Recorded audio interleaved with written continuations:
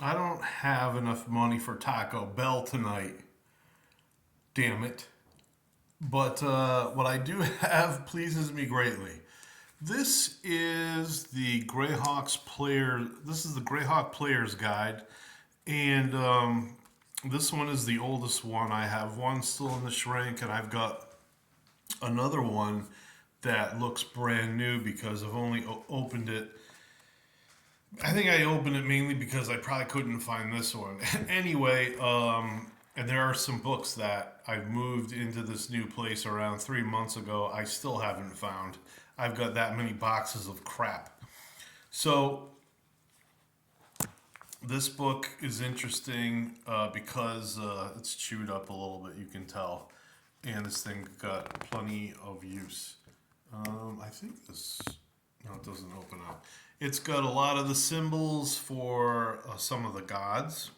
There's Vecna and Hieronius, and this is just symbolism. These don't really have to represent um, what maybe their holy symbol actually looks like. You know, it might be more crude, uh, but there we have it. And these some of these images actually appeared in the third edition Player's Handbook, if some of you remember that. So here's the book, and I pulled a lot of this, excuse me, a lot of stuff out of here uh, to use it in my game or to improve upon certain character classes. Um, let's see, is that the Over King and the Great Kingdom? I'm not sure.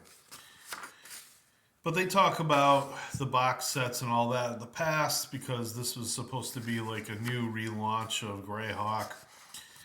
But I think instead, you know, with especially with a game with just um, lesser characters or minor characters or characters starting out, why do you have to get involved in politics? You really don't. This has all the listings of all the gods in the game. You've got greater gods, intermediate gods, lesser gods, demigods, and hero gods. So they explain it this way, and there is a listing in the Dungeon Master's Guide as well. It says here, greater gods, the clerics that worship them get up to seventh level spells. And of course, that's only if they have an 18 wisdom. Lesser gods, the clerics get up to sixth level spells. Unless their deity lives on Earth, which there's probably a few. Um, Demigods can get up to fifth level spells, and so on and so forth. Hero gods, quasi deities. Then you've got imprisoned gods. Tharizdun, Vatun, and Vecna are imprisoned at the moment. As a DM, you might want to just rectify that situation. But and then it explains all the great wizards. These great wizard spells that each of them wrote can be attained by the players if you have the hardcover book Greyhawk Adventures. All of the spells that these wizards wrote are in there, and they're also in a series of four um, softcover books that have every magic user spell written for the basic first edition and second edition game. And you should definitely be careful handing those out or having them accidentally find some of them. It also explains other notable NPCs of the Flanus, which is always fun. It covers the different orders of knights, and I've taken that upon myself to redo the Cavalier that was in the Unearthed Arcana and making it into something that's a little bit better. A little bit better, something that we can live with. Here is the city of Greyhawk, and it's a tough map only because everything's kind of crammed together. But why not? You could probably take this to a photocopier and blow everything up. Because look, it is tough to see the images from the road and all that. Everything is. They should have probably made this a little bit bigger, or maybe you made it into a fold-out map. You've got the different races, and this is what I have gone and used. The only races it didn't really put in were the jungles of Hetmanland, and I think there's like one other area where the races are considered, well, I mean, they're considered savage, but really, what is savage?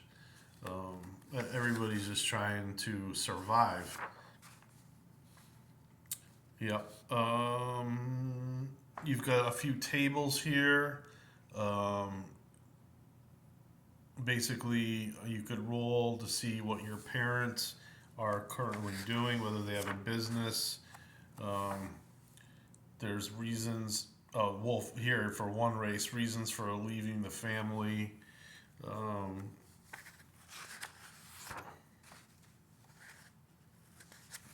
There's a few customs and taboos, that sort of thing. And I think it even reintroduces. I didn't want to spend this much time on here, but this is so interesting. But yeah, you have the different knightly orders in great detail. Magical arts, Greyhawk thugs, and yeah. Here we go. I guess this was the book that reintroduced half orcs back into the second edition game. Mainly, they said we've got to have them for Greyhawk. And that's pretty much it. There's a little bit of information on the back. But this one here, I would really say it's a must-have if you're going to be playing Greyhawk. There's so many good little tidbits of information. So I would say, first of all, you want the Greyhawk box set. And then if you could somehow get the Greyhawk Adventures hardcover. And then, of course, this book here would be probably equally or maybe even more important than that hardcover, because there's just so much good information in here for the DM and the player. If you can find these, you're doing pretty good, and you're on your way to a good Greyhawk campaign. Thank you.